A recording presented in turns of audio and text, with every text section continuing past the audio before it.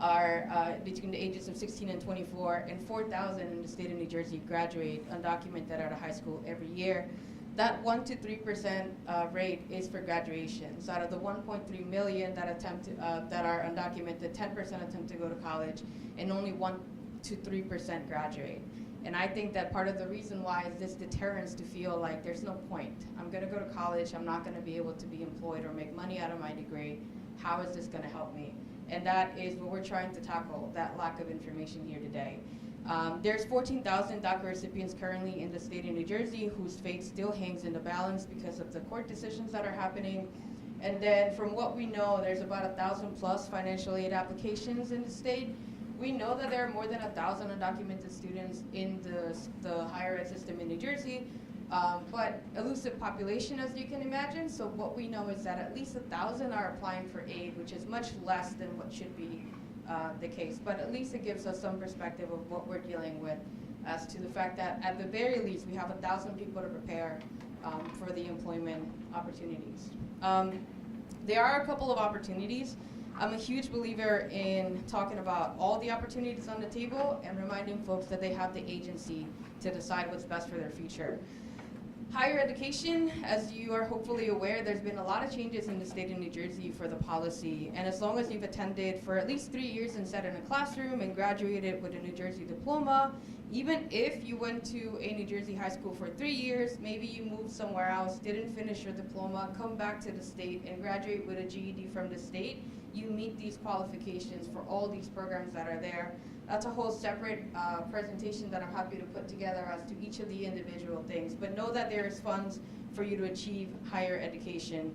And then there's vocational training, which pairs really well with some of the information that we'll be providing here today about how you can make that a way in which you can still make money regardless of your immigration status.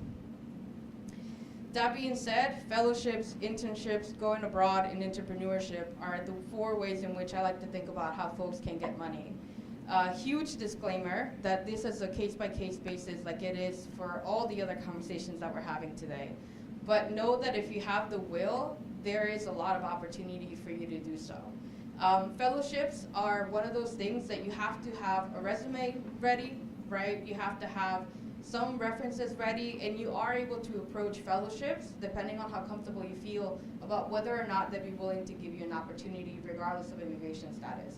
Some fellowships are just there to advance your professional knowledge, so they don't pay, and they might allow you to just get the knowledge for the sake of it and not ask about immigration status. Some of them don't care at all. So it's about paying attention and also being willing to think about the risk and reward. Are you willing to risk sharing a little bit about yourself and potentially having an opportunity open?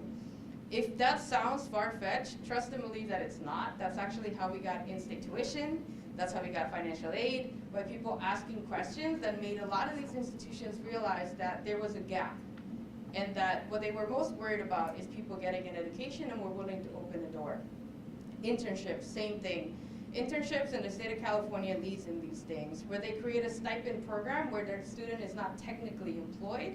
It is simply a stipend that is provided through private funds of their own or an arrangement with the school that allows students to have some of these entry-level experiences. Going abroad, this is probably one of the most controversial things to talk about, but I think it's important to discuss. Going abroad could mean for educational purposes or going abroad for employment purposes. There are students and there are countries out there that where you have the ability to finish a 4-year degree, they grant you the ability for 7 to a year, a chance to get employment. So if you go to that school, you graduate with a degree from there, they give you a chance to get employment. And if you get employed, it's very likely that they'll allow you to stay as a permanent resident and eventually transfer that into citizenship. It is an unfortunate brain bleed, which is sort of what we were discussing earlier with folks, right? But I'm a huge believer that you should know all your options and decide what's best for you. I have a friend right now who is actually in the Netherlands. She's studying national security, and she is hoping to get that 7-month period afterwards, after speaking to her school, so she can stay and work in the UN out of the Netherlands, because unfortunately, after 32 years, she does not see the immigration situation getting better for her. And so this is one of the things that annoys me the most. All the tax money we've invested, all her knowledge, all her talent might stay somewhere else. Going abroad for opportunity purposes, again, I'll share some links that you guys can screenshot. There are groups now that are being formed that are working actively on helping DACA and undocumented students on working and finding ways in other countries that are perhaps outside of the US. And entrepreneurship is definitely the most true and tested way to hustle your way through in the United States if you don't have an immigration status. A big thing that I want to talk about, especially with the students that are in the audience, is that our communities, undocumented communities, hold the answer. If you're here, it's probably because you already have seen the resiliency of undocumented communities. I just showed you the stats that if you're in college being undocumented, you're already among the 10% of folks that are trying to find and make your way into spaces that are oftentimes complicated and exhaustive to be in. Folks have been finding ways to survive in this country regardless of their immigration status for decades and beyond. The story about entrepreneurship is what makes America such a great country, right? Every wave of immigrants has found businesses that they've created and the way that they can use their talents to survive and increase to whatever this beautiful thing that we have in this country is. Immigrants Rising focuses exclusively on helping folks have the ability to learn how to make their businesses by having videos on how to, as well as providing even grants, seed grants for folks that are undocumented so they can pursue their business further. Undocumented Professionals has a directory of folks that you can contact who are willing to open doors to undocumented students. I went in it yesterday. It's just a website. If you pull it up, there's a couple opportunities to do research. There's a couple opportunities for you to do some stipend work that is not attached to your immigration status. So if you're research is one of the big ones. If you're somebody that's very academically driven, you could consider going to a place like that and connecting with folks that are willing to open the door for you to do your work. New Comienzos, one of those people that have been able to create communities outside of the US that help people find jobs either in Europe, Canada, or in their countries of origin. Dream in Mexico is an organization that was created from a DACA recipient who couldn't pursue his education in the US. He actually went back to Mexico City, created Dream in Mexico, and what he does now is he helps students transition from the US back into Mexico, out into Europe. So there are now links that are creating binational solutions to this problem. Los Otros Dreamers is literally what it is. The folks that decided to return were deported or for whatever reason decided that it was easier to pursue their plans in a different country. And the LEAF network is actually one of the fastest growing networks, which is how to become, how to enter Canada. Canada is one of the places that folks are actively looking for because Canada offers different types of immigration possibilities, including folks with trade jobs, which is sometimes in the US a little bit harder for you to be able to find those types of visas, but the Canadian government is desperately looking for people and has, it's still a process, but a lot of options for folks that do specific trades where they can take their skills. And the benefit is that you speak English already. And the culture adjustment might be a little bit less so. So these are really cool places for you to check out, learn about, and just kind of get an idea of all the opportunities. And with that, I'll pass it back over to Adriana. Okay. So that was a lot, but everything that she said is so useful, and students should be aware of all those resources available because they are there to support in the journey to entrepreneurship. There's a lot of, like she said, how-to videos, because sometimes we don't even know where to begin. Once we graduate college, we're kind of in a blank slate. And being undocumented, there's so many layers to that. But undocumented entrepreneurship is, like it says, it's on the rise. It's true and tested. There is ways to make income. You just have to get a bit creative. Obviously, in getting creative, you always have to have in the back of your mind whether there are repercussions to the decisions that you make. And in getting creative, you have to just make sure to do your research and see what you can and shouldn't do. As far as guidance in school, make sure that the person you're speaking to knows the ins and outs or knows who to refer you if they don't know. Honesty will always be key. For someone that doesn't know your status, you should feel comfortable to ask what's available to you given your circumstance. But know who you're talking to, and if they don't know, make sure that whoever they refer you to also knows your status, because it really depends on what's available to you and whether they know that. It'll make the difference, because they can give you a million resources, but if none of them apply to your circumstance, you have nothing. So do your research and speak to someone for sure. When you go to get your majors, try to talk to guidance, about what majors make sense for your situation. I know that we all hold hope that we can choose a major and that we're going to graduate and then go straight into the workforce. I think that's just across the board for all students, but when you're undocumented, things are different. The licensing is different, the process is different, so be aware of that. When speaking to your guidance counselor, when choosing your major, when choosing your classes, make sure that in the back of your mind, you know where you're headed. There are different types of entrepreneurship. In the meantime, you have options. One of the things you can do is a side hustle, right? A so-called side hustle. So these are jobs that create income and that you can do while exploring or going to school. They don't necessarily mean that you're employed, but they're a source of income to you. Again, you'll hear the whole get creative throughout the presentation, because like Itzel and I were talking, that's really the only way to describe it, is trying to find where to get income to try to pay and try to survive while navigating the workforce. There's a lot of online resources as far as like how to get a side gig or start your hustle.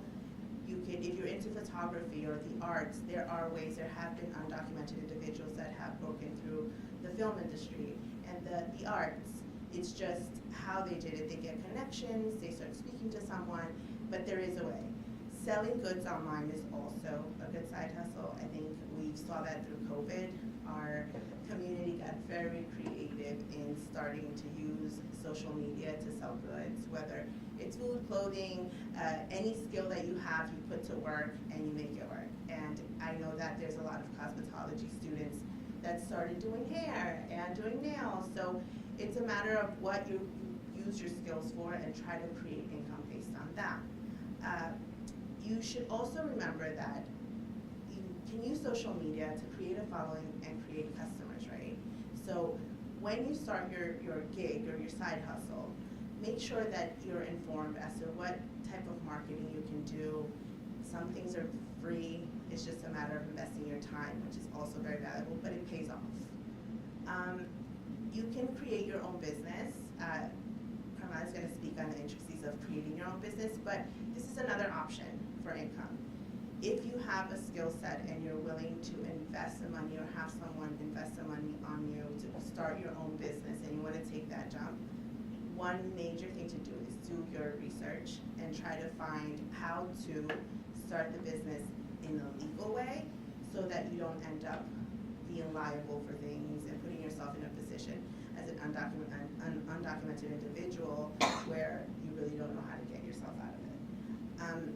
An example again, you can do retail, you can go into the food industry. I know that Brookdale works with the culinary arts program, and I know students that have graduated the culinary arts and started a restaurant or started selling food in some kiosks, but again, they have to register their business and it's a whole process. So trying to get information on that is crucial. I know also that the programs that Brookdale offers as far as like students that want to go into education, again, licensing is a process you have to be aware of. Licensing, you can get licenses, but then to find an employer, it's going to be hard. So you end up doing gig work. So contract work, freelancing, you are able to do it, but you have to be informed and you have to tell the employer that you are a contract worker and what that means to them and whether they're able to take you on a contract basis. But you can do it. Which one are you in? Yeah, so again, Carmela's going to talk about tax implications, but those are things that you have to be able to look into, what you're liable for, what you should and shouldn't file, how you should file, all very important as undocumented individuals. And Michelle and Attorney Rupo, they will explain why that's important as an undocumented individual.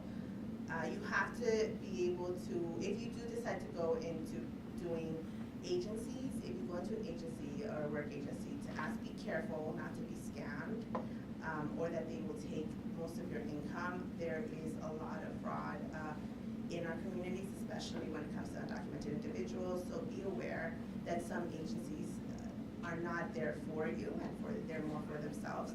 So again, do your research and make sure that they're credible agencies.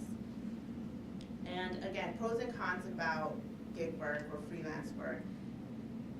This is just what it is. You know, you have to make sure that you get informed, and although that there are a lot of cons, like this might be your only option to get income.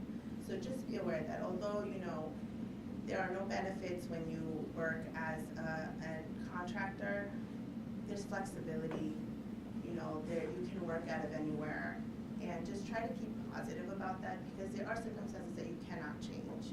There's as much as you want to, and as much as you want to find loopholes in the system, they're just sometimes in certain circumstances there aren't any, and this may be your only option.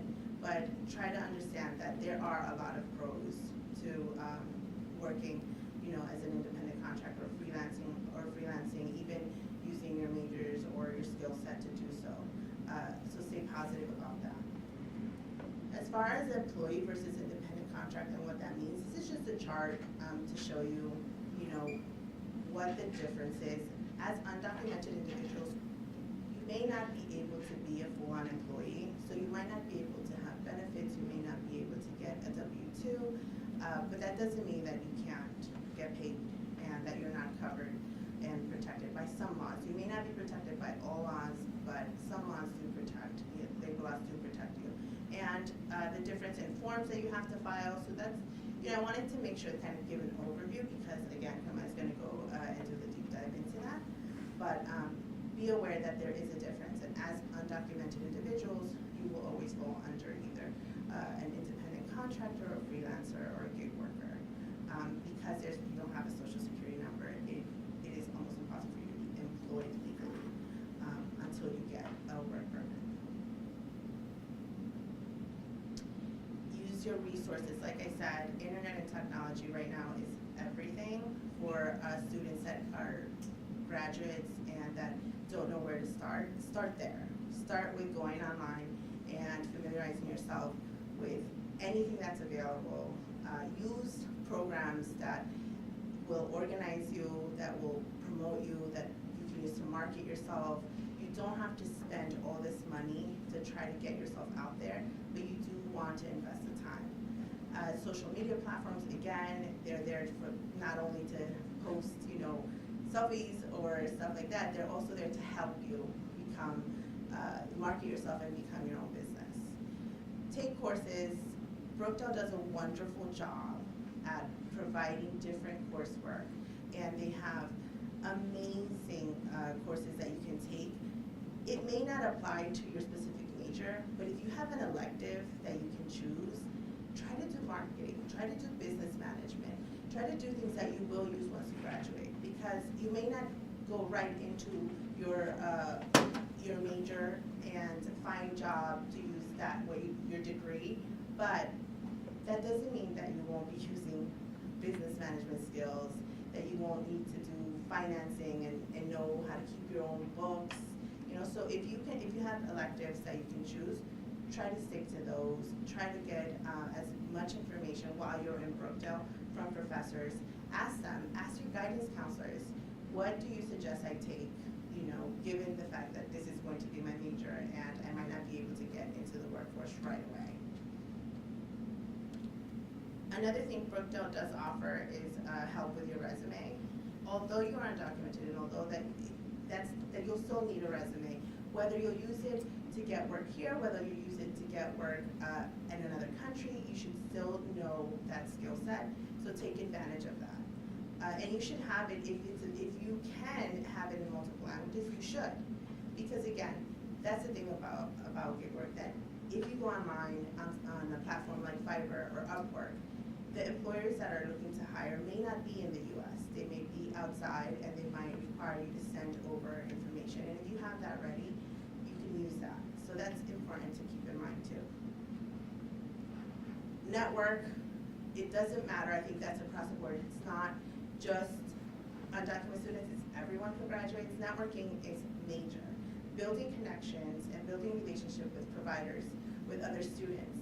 You never know when they're gonna come in handy, and so it's important for you to keep those connections with people that you might be having class with, people that you might meet outside of school. I think joining expos, joining conventions, meet and greets, networking events, provider meetings. If you are going to school for social work, there has been a lot of students that have been leaning into social work. There's provider meetings all around the community that you don't need to give them your status.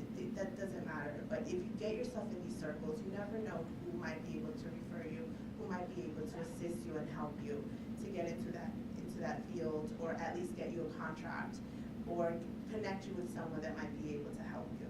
So it's really important for you to network your way, even if it's throughout college and after. Like I said, when you start doing your job searching, you can go online. Fiverr is one of the biggest platforms that I've seen for gig work. And again, it's from all over the country, world. Everyone goes on Fiverr, and it's only by contract. So it's temp work.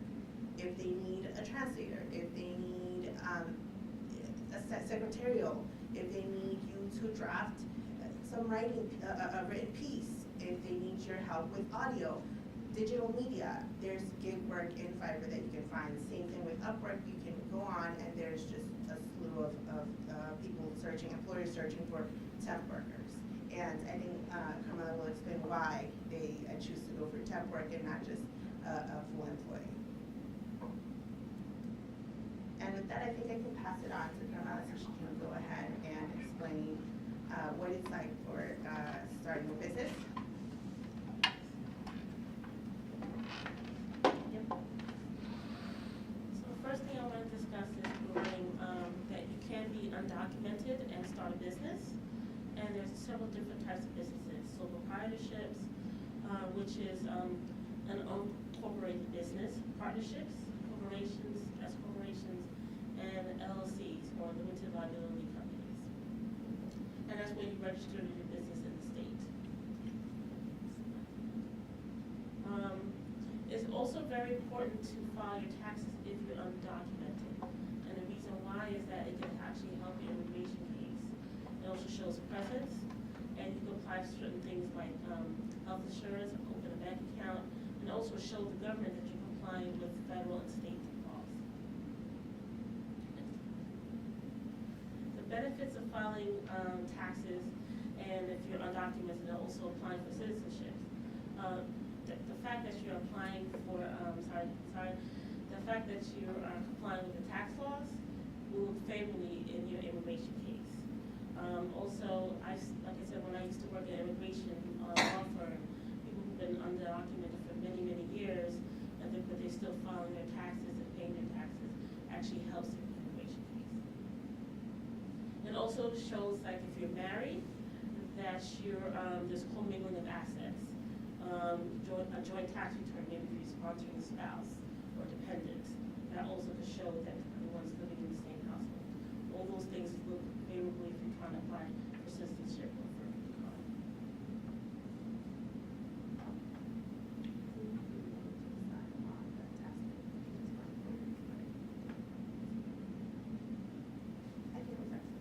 Oh, Okay. We're going to run through some questions that I have where our experts can go ahead and answer. They're the most common questions that we've been asked. And I'll start with fake socials or socials that are not valid. I want to ask Michelle or Rupo if they can answer what are the risks of using a fake social when starting to get into the workforce? What can happen if an individual who's undocumented goes out of college, tries to find work, and someone tells them, well, I can just make a social up for you, and they go ahead and apply for a job? I can start, sure. One of the biggest red flags that I just like think about is your history here, your immigration history here in the United States. Imagine, if you will, that you decide to take that opportunity, that chance, right, of purchasing a Social Security number. You don't know if that Social Security number is fake, if it belongs to someone, if somehow it might go back, and there is an actual individual that that number belongs to. These are all things that open itself up to a Pandora's box of like things that could happen, consequences. One very easy consequence is that if it is a number that belongs to someone else, and that individual then either is not using that Social Security number for some reason, maybe they're disabled, or maybe there's some other reason why they're not using, they're not working, they're not employed, but then somehow then uses that number for something else, or goes to file something, and I think maybe Carmela might be able to explain that part of it, right? Then it goes right back to the individual. There's an investigation that's opened up, and if they find you, you've now opened yourself up to criminal charges, and it may not just be state, but it's also federal. So that is a whole nother level that could create a removal or deportation problem consequence for the person who uses that fake social.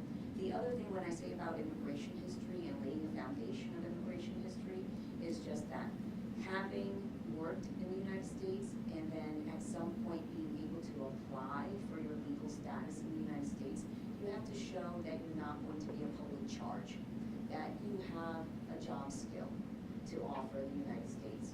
So if your petitioner is a family member petitioning for you, it may be either through marriage or just family-based, well, you also have to show that you're able to work in the United States. And if they say, if your attorney says to you, do you have any paperwork that shows that you've been working in the United States, and you present them with W-2s with a fake Social Security number, then one of our first instincts as an immigration attorney is that we might want to redact those pages, because one, it's great that it shows that there's objective proofs that you're working and living and physically present in the United States for a continuous period of time, but just to meet that eligibility, maybe that qualification for the application. But now the immigration services officer that is reviewing the forms is going to say, in my discretion, are they now creating some issue for themselves of inadmissibility, something that would bar you from getting your green card if you're not able to show that you're eligible for what we call a hardship waiver. So that's where it just leads to so much. Yeah, there's layers of this that it gets so complicated that you don't even want to go down that path. You don't have to, really. And I would like to add to that, that if you do come across, when you have used someone else's security, there's ways to fix it. And I've done that for several clients. All right, there's ways that you can fix that, but it's best to come clean. That's what helps your case. Thank you for that. Yes. Because I think that sometimes we are uninformed. Like I said, we're uninformed, and we feel like it might be easy to just start working. And so if that's our only way, or we feel that's the only way, we'll do it. But again, I think coming clean is really important.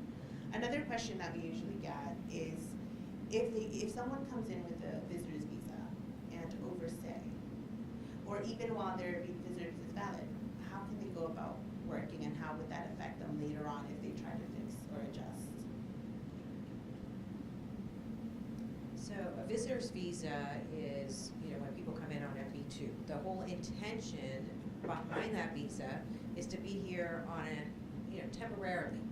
So that is why you cannot work. If you're here coming to visit, travel, you're not authorized to work. So the United States is very strict on folks coming into this country. There's a huge prevailing notion of we want to preserve the work that's here in this country, the opportunities that are here in this country for citizens and legal permanent residents of this country. We can't just, open the door for visitors who want to come in and just start working here, right? So visitor's visa, if you come in, you're not allowed to work. And then if you do overstay, out of status and you're undocumented at that point. So then it would go into, side work, gig work, all of that stuff. But there is no real way to get authorization on a visitor's visa to work here. Now, same question, but for student visas. So student visas are also a temporary non-immigrant visa. You're coming in for a specific function, which is to come to the United States to study. However, you can work in certain instances. So if you're on a student visa and you can show that you have some sort of financial instability, you have a need to be able to work, then you can apply to get a work permit to just meet your financial needs, right? So different things happen. When you get a student visa, I don't know how many of you here or know people who are on a student visa studying, you have to show that you have the financial means before you're even granted the student visa, that you can pay the tuition, that you can pay your living expenses and what have you. But things happen when people come here. Sometimes your support falls away. Many, many different situations we've seen where you no longer have that financial ability to continue paying your tuition or to be able to live. So in that instance, you can apply, and the government, in their discretion, will give you permission to work.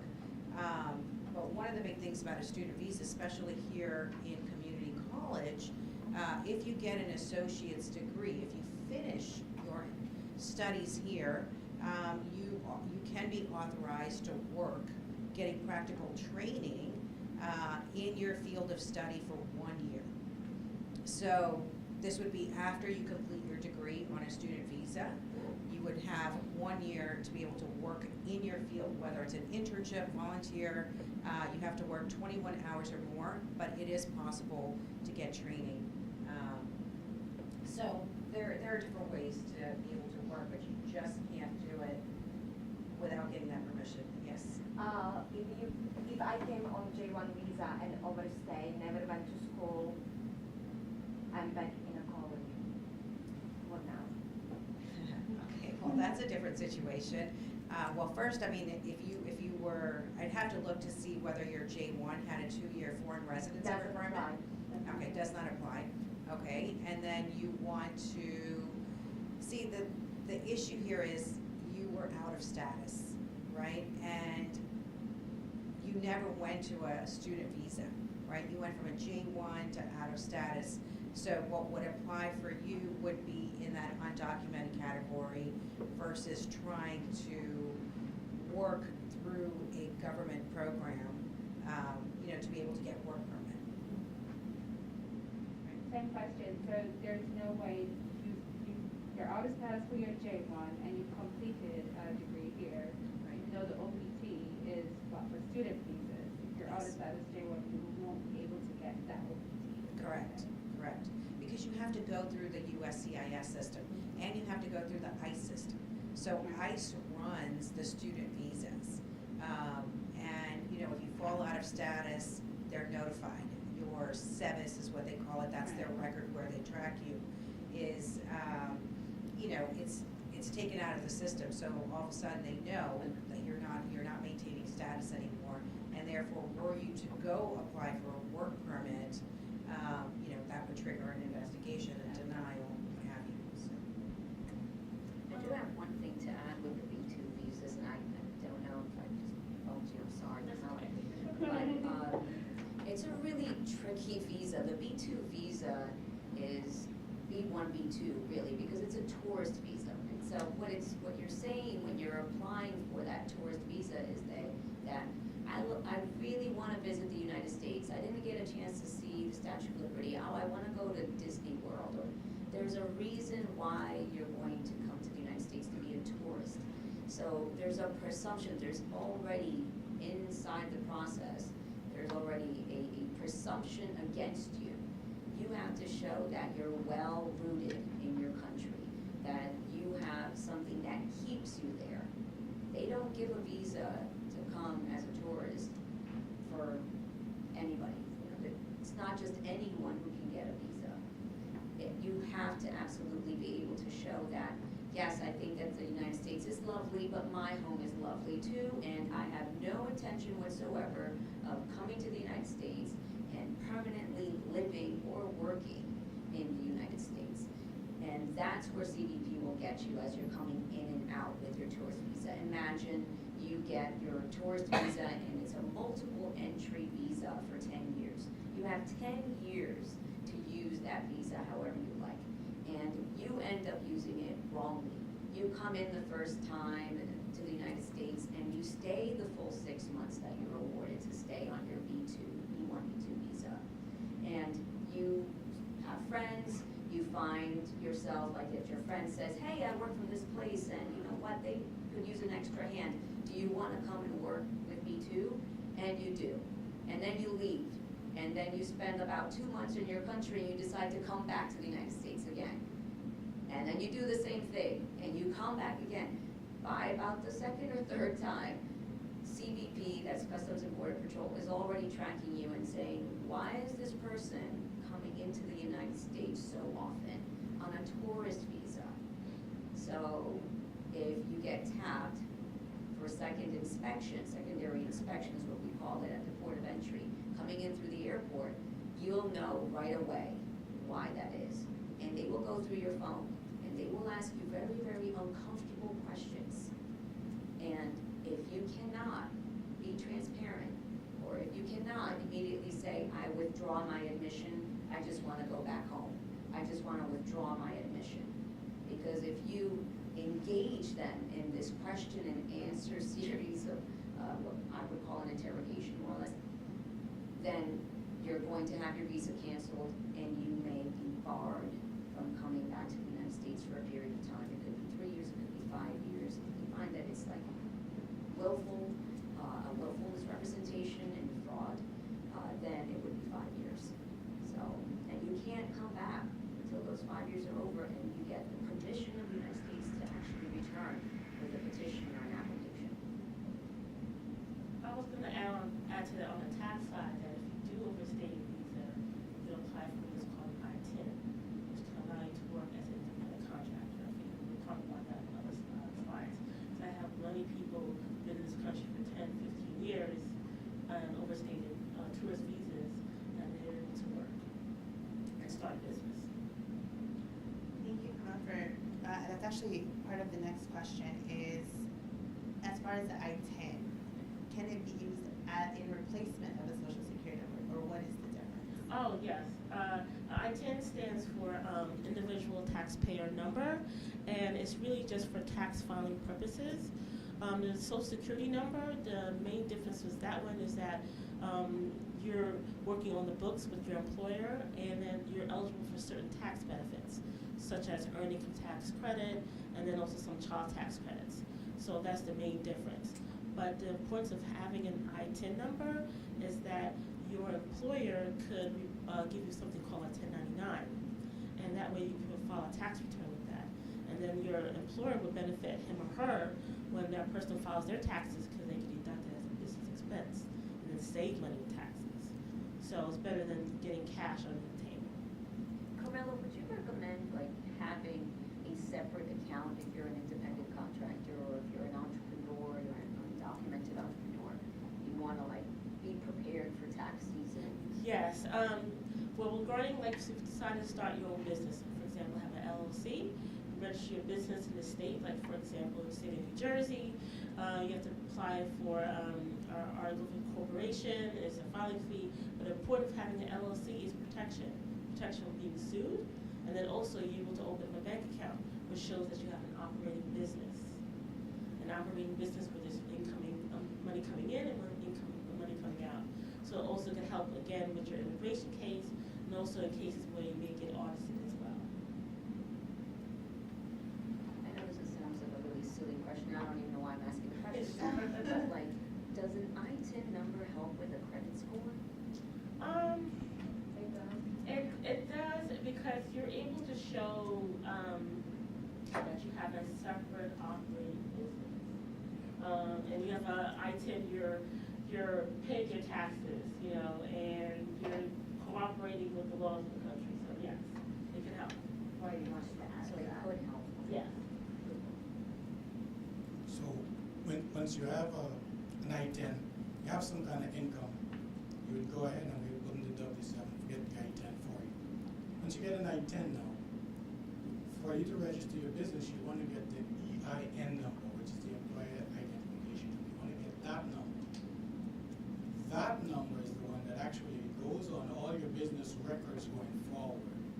And if for some reason you're a graduate and you're an accountant, you graduate Brookdale and you're an accountant and you want to offer your services, what would happen is the person that you're working with could request from you, instead of what we call a W-4 form, a W-9 form.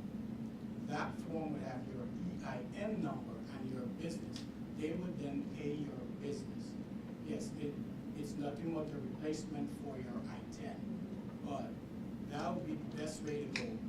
Now you can set up your business. Now you can actually do your expenses under your own bank account for the business and everything. And when you come to do your taxes with us, you'll bring in business expense worksheets, and we can actually help you with that.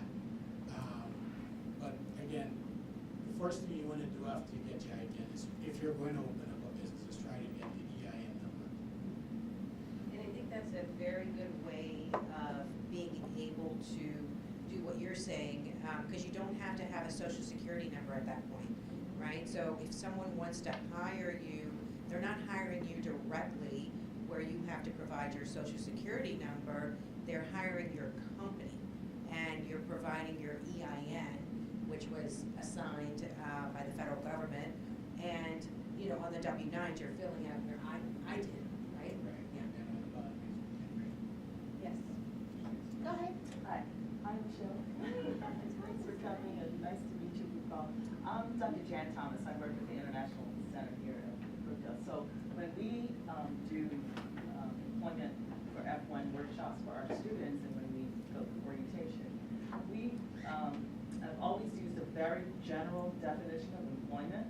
Employment can be receiving a benefit from providing any service. So this is very interesting to me to see that there are ways of receiving some kind of income. But can any of the immigration attorneys kind of speak to that broad definition that I've always used and explained to my students, and how that's a little bit different than than sort of this contract work on a 1099? I'm still a little fuzzy on that, because I've always said, well, if you're receiving a benefit from providing a service, then immigration considers that employment, whether it's through a 1099 or whether it's through, you know, Correct. So for those who are like in student visas and stuff? well, I guess, Like if they're under the auspices of the Department of Homeland Security in some way, because their status is based on, yeah, right? yeah. Something like a student visa that prevents them from being able to. Yeah, I mean, I guess I just, Services. should I be telling my visa students that, oh, okay, there's this other way that you can quote unquote be unemployed, and will that jeopardize their status? If they have a student visa, Yeah. they really have to follow the guidelines of the student visa to not be in violation of it. What Right. we're seeing over and over again for our student cases is the USCIS is really looking to see whether they maintained their status. And that means, did they not work on, unauthorized employment?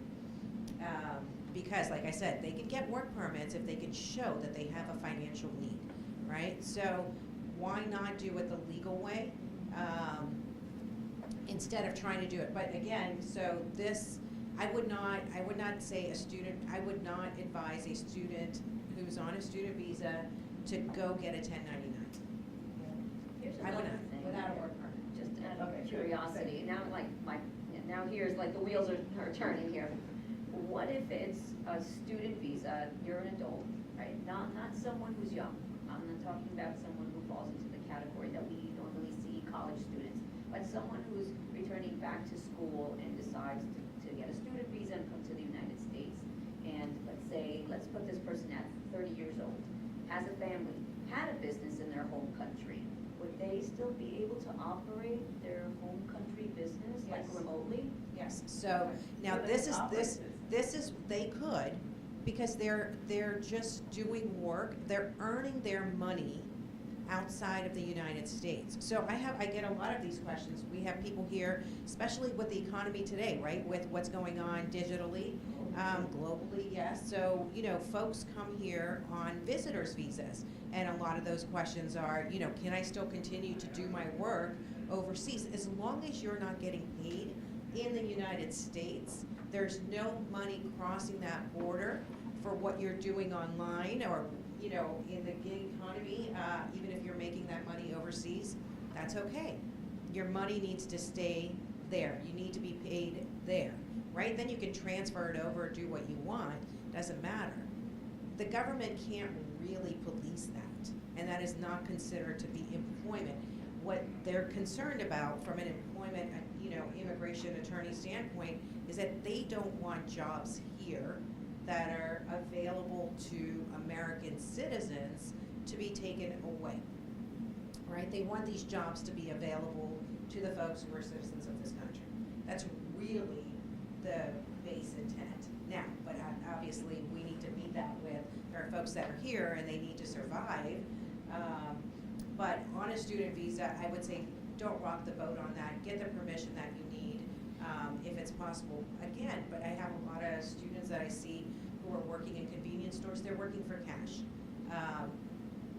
That's a whole different story. I would not have them go on a 1099 or get an ITIN. I wouldn't advise that.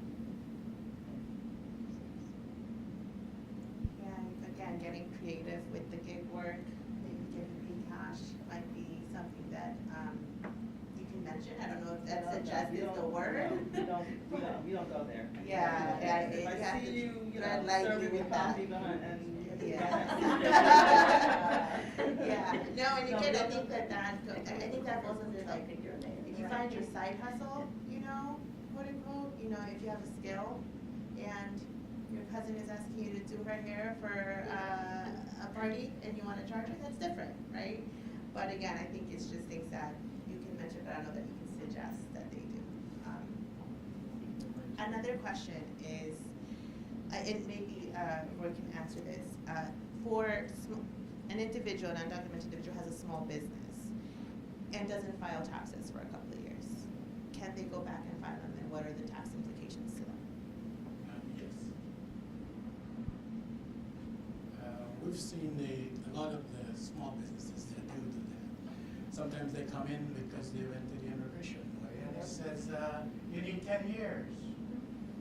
Now, when they go to file, the thing about it is, if they are due a refund, they don't get it, unless it's the last 3 years. But if they have a balance due, guess what? They have to pay. Now, some of the credits available for people like that would be the child tax credit, the advanced child tax credit. If they are in school and they get a 1098 from the school, the 1098T, they can also be eligible for the American Opportunity Credit or the Lifetime Learning Credit. So some people might get a refund, but most of them that are just small businesses, because they did not, unless they paid estimated taxes, they would have to pay taxes. And so we would see people come in and need to get 10 years worth of tax returns done, and then they go before the attorney to the judge and so forth. So we've seen that before. We also have lawful permanent residents that sometimes don't do their taxes, and then they go to file for naturalization, and it's right there. That's one of the questions on the application. Have you ever failed to file your income tax returns, federal and state? So when someone comes to my office and says, well, I'd love to file for naturalization, am I eligible? Yeah, you are. You have your last 3 years of tax returns. And they say, oh, I haven't filed my taxes. Well, you need to file your taxes. So. Yeah, I just brought up something. Can I just say something?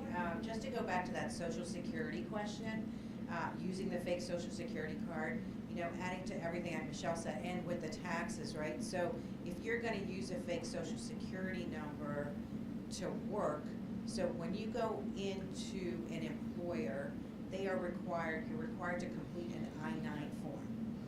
That is, every American employer has to give an employee this form that they have to fill out in the first 3 days of their employment, or even prior to employment.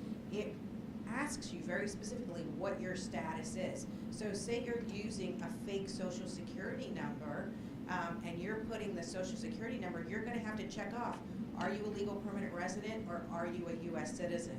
I've seen people get into a lot of trouble because they just click, they're like, oh, whatever, I'm using this social security number, I'm putting US citizen, and, way down the years when you finally get your legal status and then you go apply for citizenship, that's another question that comes up.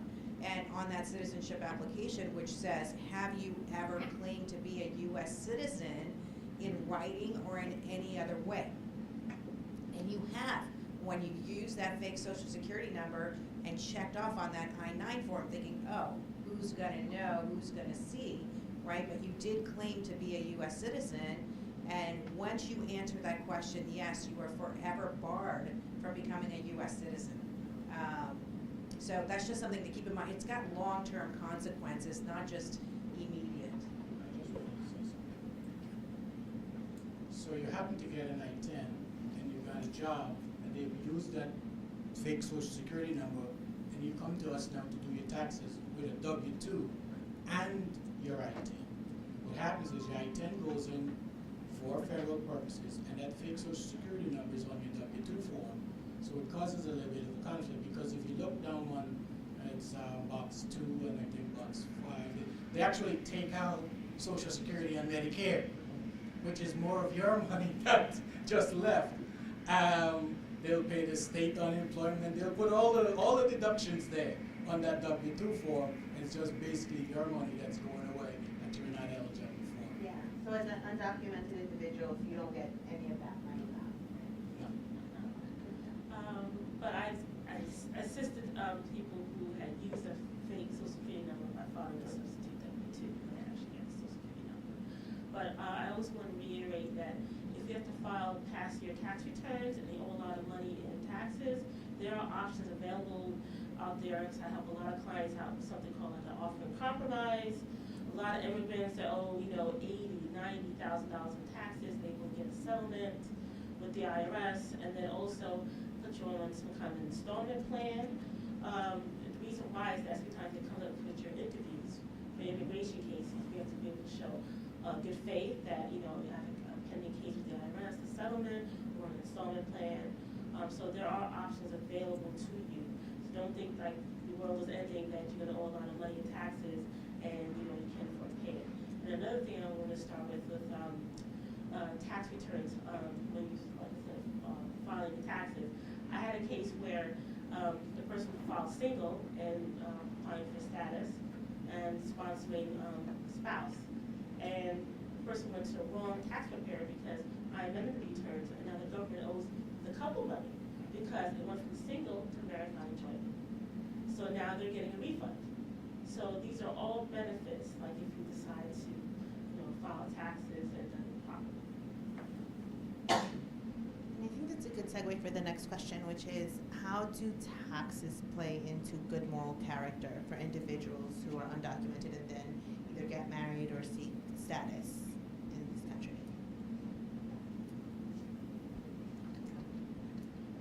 So, one of the first things in just thinking about that is why does paying taxes play into this good moral character issue, and what is really good moral character? Well, that's a discretionary factor for anyone who is reviewing an application. That might be an application for relief from deportation before the immigration court, or it might be an application with the Department of Homeland Security, with the United States Citizenship and Immigration Services, one of the local field offices. We have two right now, Newark and Mount Laurel. So for anyone that lives in Freehold and below, they're going to the Mount Laurel office for an interview to get their green card or their citizenship. For anyone who lives above, will go to Newark. They are going to open up a new office in Cranford, New Jersey. That's going to be a central location for some folks too, and who's going to be going there, we're not sure just yet, but we have heard, and COVID kind of messed up the plans of like when they're going to open up that office, but we have heard that they're going to open that up at some point too.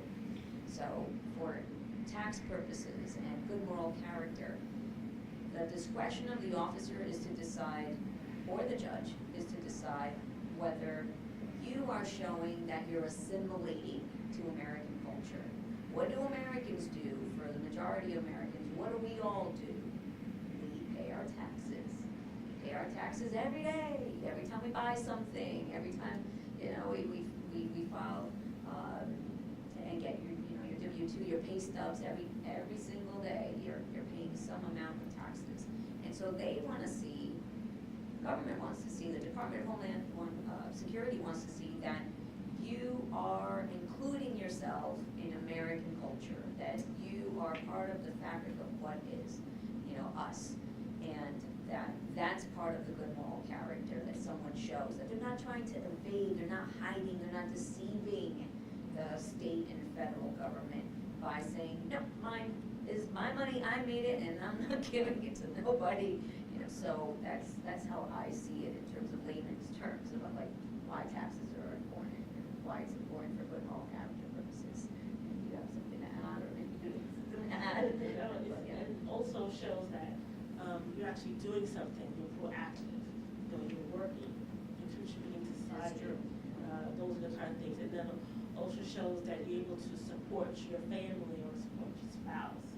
Those are all the factors that shows are attached to. Long-term employment especially, what a big deal, yeah. It's a very important piece, right? It's I don't know if we can stress that enough. Paying your taxes or even just reporting income, even if you don't meet the threshold, meeting that and showing the government, right? Like in all of, whether it's removal proceedings, whether we're in front of, Department of Homeland Security, that's one of the top levels of evidence that we have, right? That's the first thing I put on a marriage-based case. That's one of the first things the judges ask for in removal. We want to see that you've met your obligation to this country, and that is by filing your tax returns. So, another question that we got was, would any of you be able to suggest what fields might be likely to offer labor certification or some kind of status or result in status, maybe long-term, or if an employer is willing? Yeah, what are the trends, I guess, right? Yeah, I mean, right now where we are, if you are undocumented, if we're speaking to undocumented folks, labor certification is just not the way to go. There's nothing available at this point. There used to be, and that sunset 20 years ago, and it was called 245I. This was when the government came out and said, okay, if you're here undocumented, if you entered without inspection, if you can find a sponsor, an employer who could sponsor you, and even there was a point where you could have a family member sponsor you by a certain date, then you might be eligible, you would be eligible for a green card in some other way. A lot of those, we're not seeing as many cases now because so much time has gone by. I think everybody's kind of aged out of it. But every once in a while we'll see younger folks who, are student age, who had a parent who had a 245I case who came in, and then we can grandfather them in. But currently, for this particular, now if you're not 245I eligible, there is no labor certification available. However, if you are a student and you are here on a student visa, there are definitely options.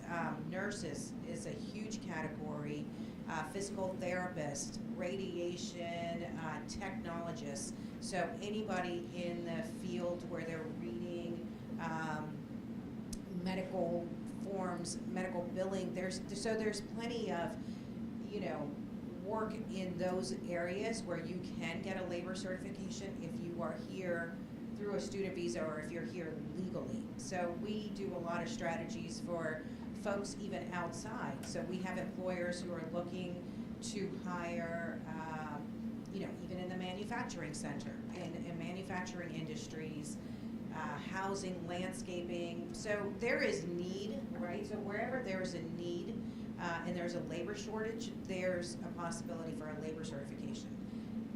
For folks that are here, like I said, who are undocumented, it's pretty much impossible. to walk down that road right now.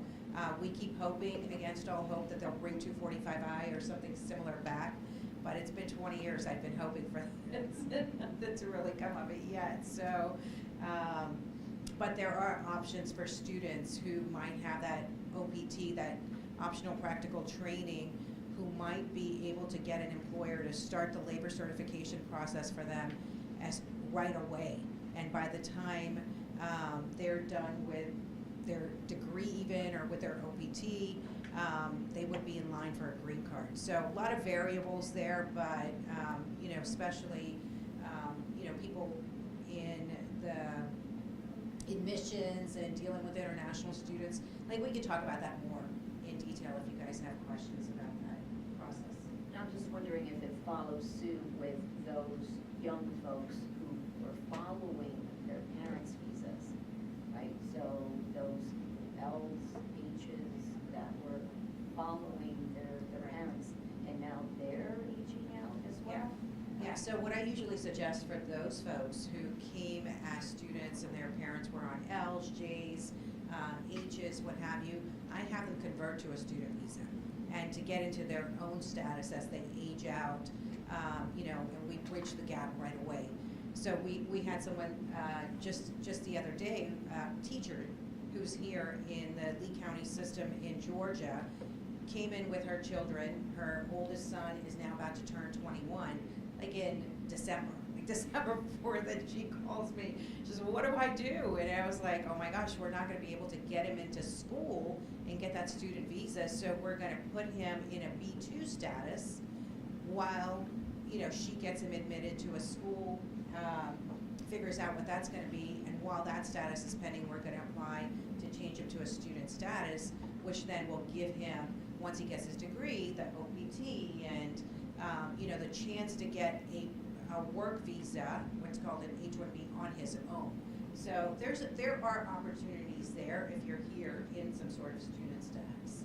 Just a lot of juggling around in terms of changing and transferring statuses over, unless you're gonna get married to a US citizen, which is still pretty much the only way for most undocumented and overstayed visa holders to become lawful permanent residents is, so there's lots of online Cupid apps,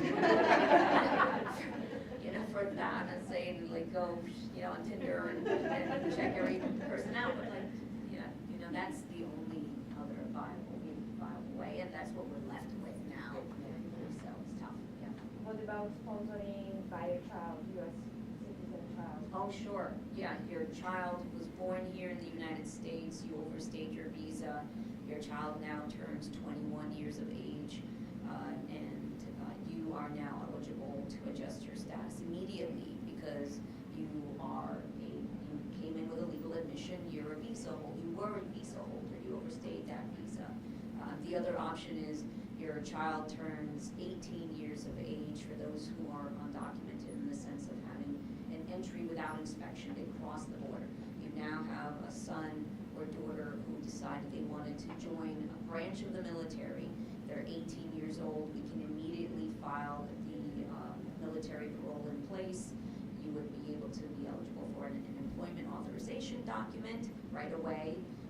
You wouldn't be able to adjust your status until your son or daughter turns 21 years of age, but you could get a work authorization in that process right away, which is a little different than waiting till your child is 21 and then you start with that process. So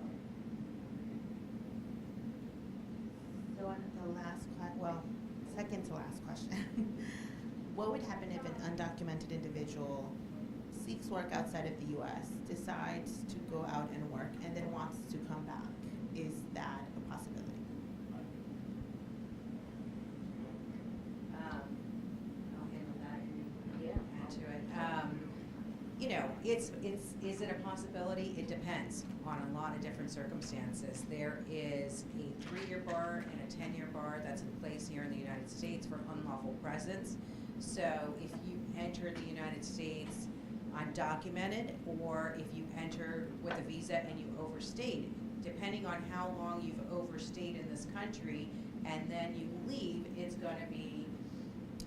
gonna determine whether you can come back or not. So for instance, say you came in with a visa, J or a B2, and you overstayed, if you stayed here 6 months or more, but less than a year, and you leave, you cannot return to the United States for 3 years. If you are here for 1 year or more, and then you leave the country, you cannot enter back for 10 years. And then if you're undocumented and you leave, there's a whole lot of variations there on that. I'll let Michelle handle that one. What I can tell you about the 3 and 10 year bars is that, and especially the 10-year bar, it's a permanent bar. There is no waiver of that 10-year bar once you leave the United States. So be mindful of that, because there's no way to lift it. There's no way for the Department of Homeland Security to renounce that waiver against you and say, yes, you can come back in. It absolutely cannot be done unless you must have some real great connection to some congressional power. I don't know, maybe you do.